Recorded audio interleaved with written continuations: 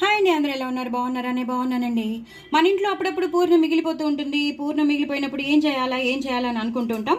అలా అనుకోకర్లేదండి. హ్యాపీగా మనం దోసల పిండి ఉండాలని రూల్ లేదు. దోసల పిండి లేకపోయినా మైదా, బియ్యం పిండి ఉంటే చాలు. ఆ బ్యాటర్ తీసేసుకుని చక్కగా ఇలా పూర్ణాలు అందులో ముంచేసుకుని చేసేసుకుని నెయ్యి వేసుకుని తినాలండి. చాలా చాలా టేస్టీగా ఉంటుంది. ఇలా పేరిన నెయ్యి కానీ మామూలుగా కాచిన నెయ్యి అయినా సరే ఇలా వేసుకుని ఇగో తుంపి చూపిస్తాను మీకు. చూసారు కదా ఎంత బాగుందో.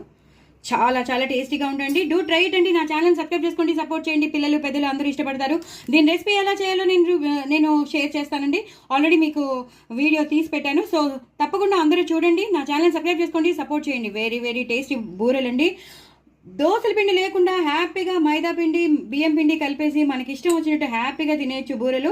చాలా చాలా టేస్టీగా. నెయ్యి మాత్రం కంపల్సరీ వేసుకోండి, పిల్లలకి పెట్టండి, మీరు కూడా తినండి. మంచిది. చాలా నెయ్యి అనేది హానికరం కాదు. 1-2 స్పూన్స్ తింటే తప్పు లేదు. సో డూ ట్రై ఇట్ అండి. వేడి వేడి బూరెలు చాలా చాలా బాగున్నాయి. నేను కూడా తింటా, మీరు కూడా తినండి. నా ఛానల్ మాత్రం సబ్స్క్రైబ్ చేసుకోవడం అస్సలు మర్చిపోవద్దు. చూసారు కదా ఎలా ఉన్నాయో. బాయ్ అండి.